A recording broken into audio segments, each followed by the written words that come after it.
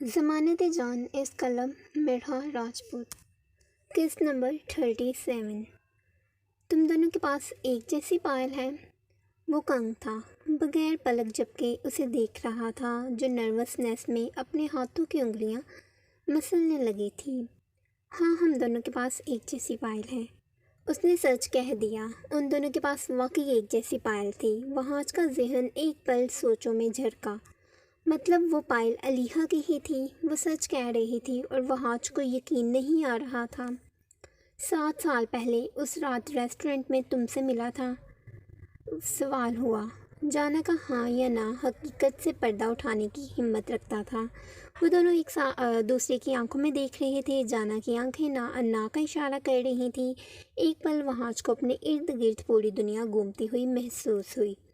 تمہیں غلط فہمی ہو گئی تھی۔ اس سے پہلے کہ وہ مزید کچھ کہتی دور سے آتی علیحہ نے فوراً اس کے قریب پہنچتے اس کی آنکھوں پر ہاتھ رکھ لیا۔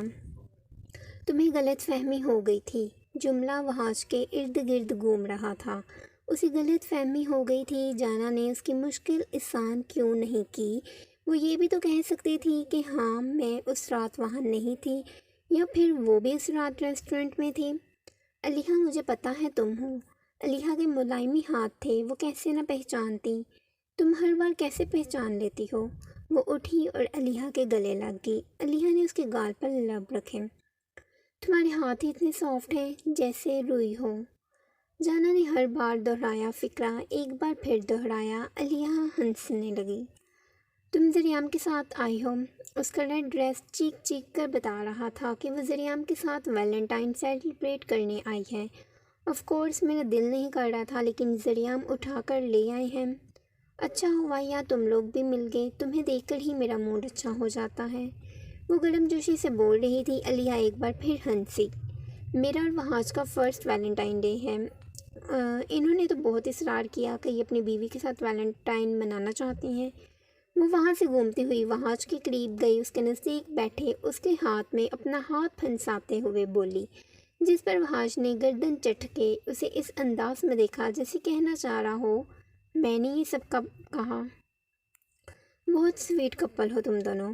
جانا کرسی سنبھالتی بیٹھ گئی۔ زریام کہاں ہے؟ علیحہ نے یہاں وہاں دیکھا۔ باہر گئے ہیں، ابھی آ جاتے ہیں۔ وہ علیحہ سے باتوں میں مصروف ہوئی تو 2 ہی منٹ بعد زریام نے پیچھے سے آتے ہاتھوں میں پکڑا بوکے جانا کے چہرے کے آگے کیا۔ Happy Valentine day my beautiful wife.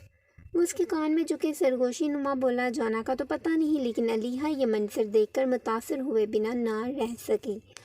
زریام کتنی محبت کرتا ہے جانا سے، اور ایک یہ ہے خروس۔ وہ من ہی من میں سوچنے لگی۔ اس کے بہت قریب بیٹھا وہاج کہیں کھویا ہوا تھا۔ علیحہ نے رخ موڑے اسے دیکھا جو لگاتار اس کے پیر کی زینت بنی پائل کو گھوڑے جا رہا تھا۔ کتنا مزہ آئے اگر میں یہ بوکے بڑے مجمع میں تمہارے منہ پر مار دوں۔ جانا نے تھوڑا سا چہرہ پیچھے کیے اسے نگاہوں میں چبایا جو اس کے انتہائی قریب تھا۔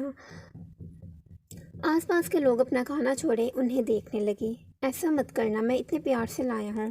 اسے جانا سے کسی بھی چیز کی امید تھی۔ وہ واقعی یہاں کھڑے کھڑے زریام کو بے عزت کر سکتی تھی۔ تمہارا یہ پیار مجھے ہضم نہیں ہو رہا، تم جانتے ہو میں ان سب چیزوں سے امپریس نہیں ہوتی۔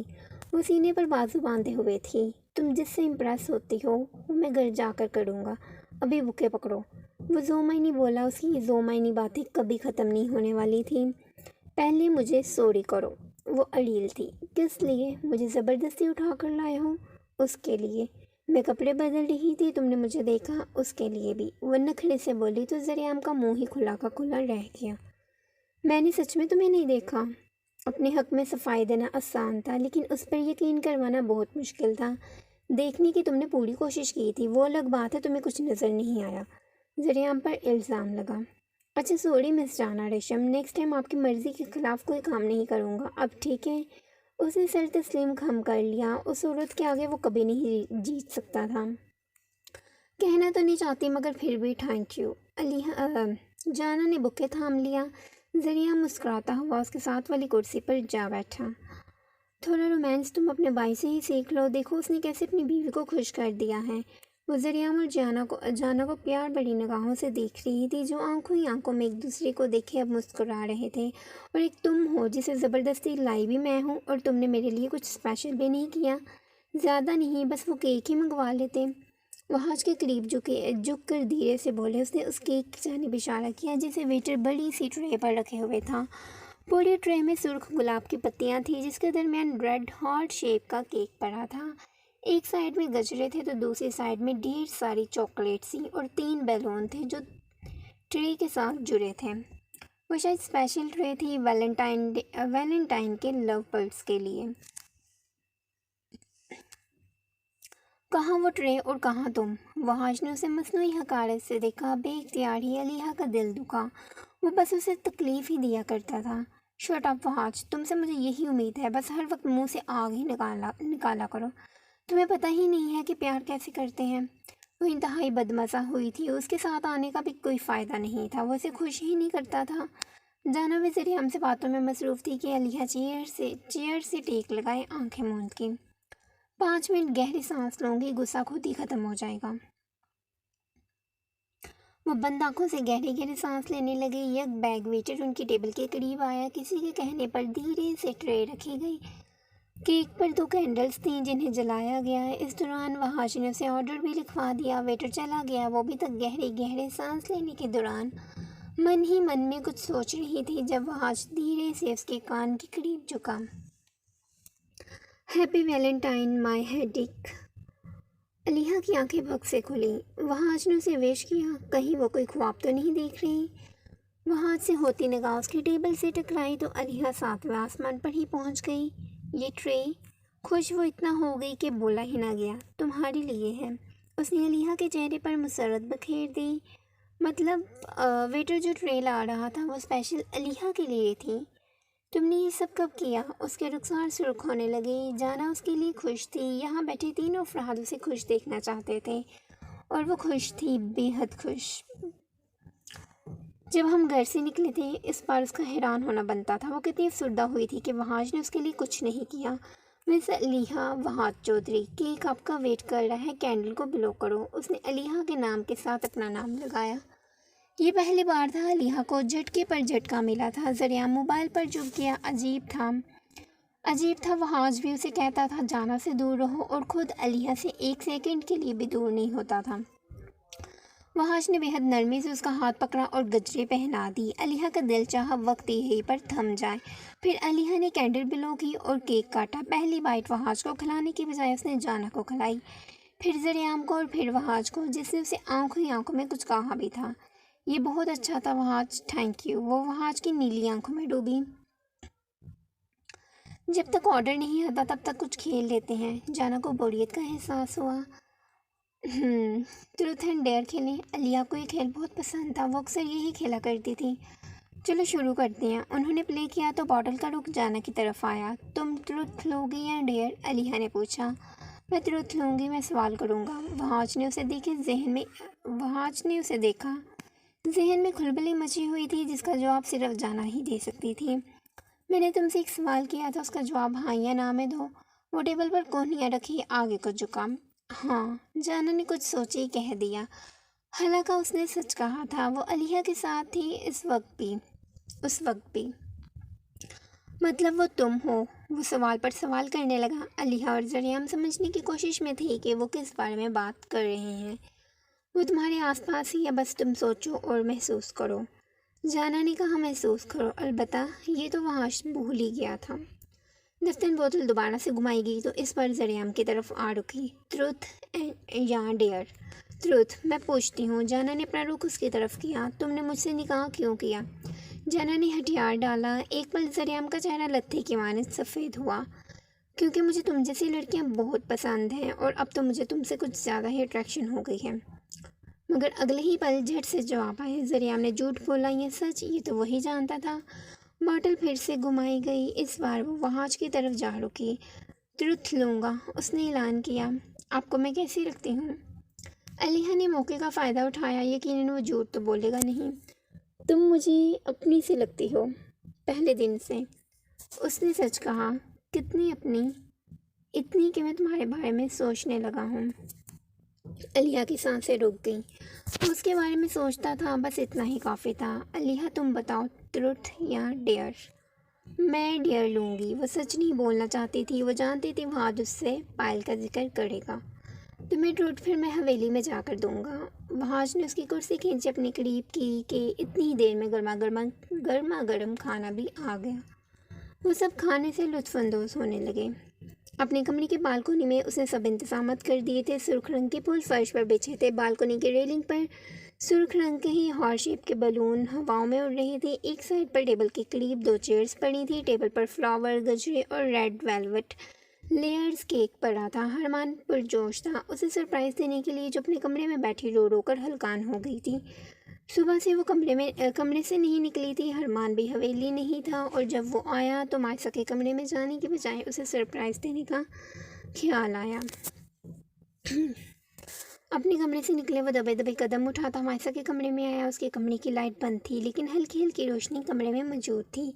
وہ ہولی سے دروازہ کھولے اندر آیا۔ ہرمان نے دیکھا ارمان بیڈ پر لیٹا سو رہا تھا۔ مائسا اس کے پاس نہیں تھی۔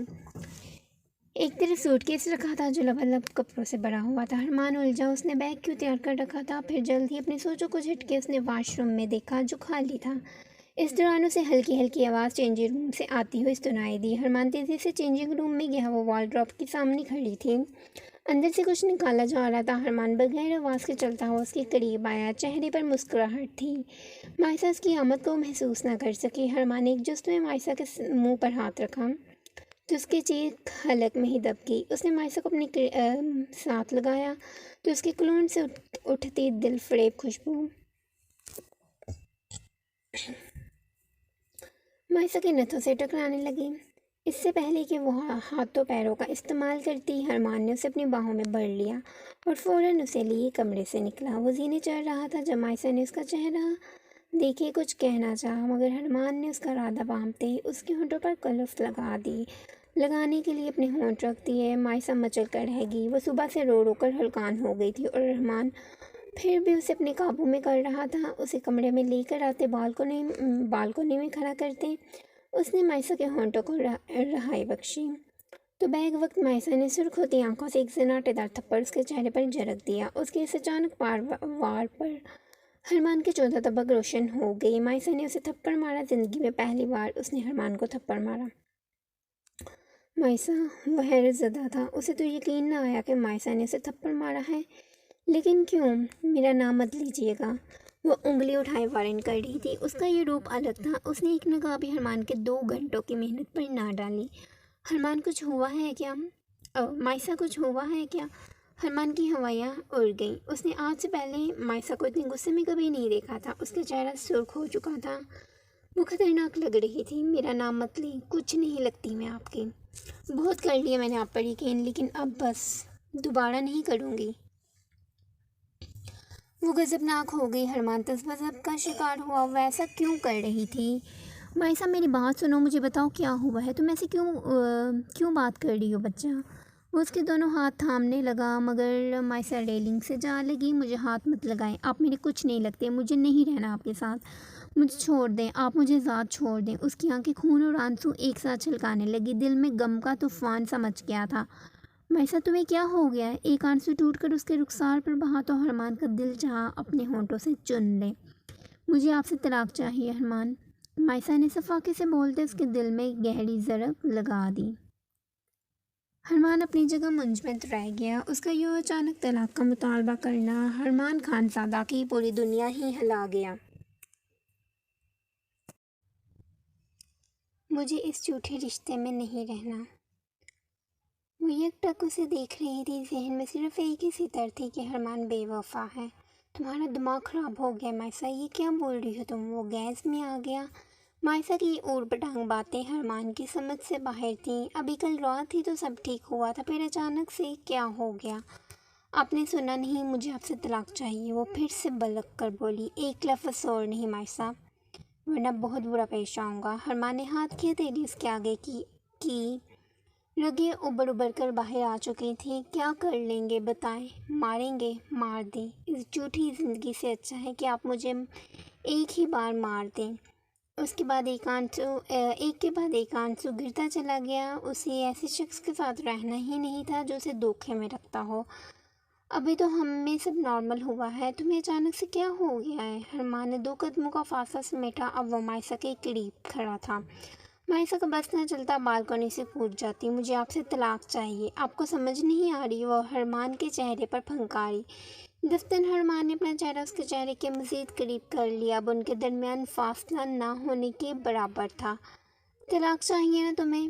ابھی دیتا ہوں۔ وہ غصے کے عالم میں اس پر جھک گیا۔ ارمان نے اس کی سانسیں اپنی سانسوں میں قید کر لی۔ مزے کا کھانا ختم ہو چکا تھا۔ اس دوران انہوں نے بہت ساری باتیں کی۔ اب وہ پارلر کے باہر کھڑے تھے، آئس کریم کھا رہے تھے۔ علیحہ اور جانا کی باتیں ابھی بھی ختم نہیں ہوئی تھی۔ علیحہ تو پتہ نہیں کہاں کہاں سے باتیں نکال کر اسے سنا رہی تھی۔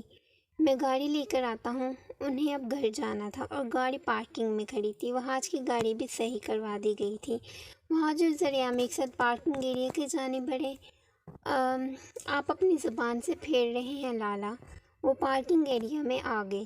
اسے زبان سے پھیرنا نہیں کہتے، اسے کہتے ہیں عدلے کا بدلہ۔ وہ گاڑی میں بیٹھا اور چابی گھمائے اسٹارٹ کرنے لگا۔ ذریعہ نے بھی اپنی گاڑی نکال لی۔ چلیں اگر ایسا ہے تو ایسا ہی صحیح۔ اس نے گاڑی پارکنگ ایریا سے باہر نکالی۔ اس کے پیچھے وہاج کی گاڑی بھی باہر نکلی۔ تم وہاج کے ساتھ کاٹیج آنا، کیونکہ میں تو ابھی حویلی نہیں آ سکتی۔ ان کی آئس کریم ابھی بھی ختم نہیں ہوئی تھی۔ ہاں میں وہاج کو بولوں گی ہم آئیں گے۔ آفٹر آل تم میری اتنی پیاری دوست جو ہو۔ علیحہ نے 2 چمچ لیے تو آئس کریم ختم ہو گئی۔ ہاں صرف دوست نہیں ہوں۔ جانا نے اسے یاد دلایا تو علیحہ ہنسی، جسے دیکھے جانا بھی ہنسنے لگی۔ ابھی وہ کہہ کے لگا ہی رہی تھی جب اچانک سے ان کے قریب ایک گاڑی آ رکی، ایک بڑی سی گاڑی۔ بیک وقت وہ دونوں پیچھے ہوئیں۔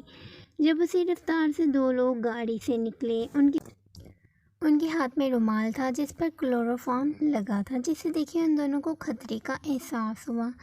اس سے پہلے کہ وہ چیختی چلاتی ان دونوں بھاری جسامت والے آدمیوں نے ان کے منہ پر رومال رکھ دیا۔ دونوں ایک ساتھ بے ہوش ہوئی۔ کام اتنا جلدی میں ہوا کہ آس پاس مٹر گشت کرتے لوگوں کو پتہ ہی نہ چل سکا۔ دونوں آدمیوں نے انہیں گاڑی میں بٹھایا اور زن سے گاڑی بھگا لے گئے۔ وہ جیسے ہی نکلا، اس کی رفتار پر پارکنگ سے نکلتی وہاج اور ذریعہ کی گاڑی یکدم رکی۔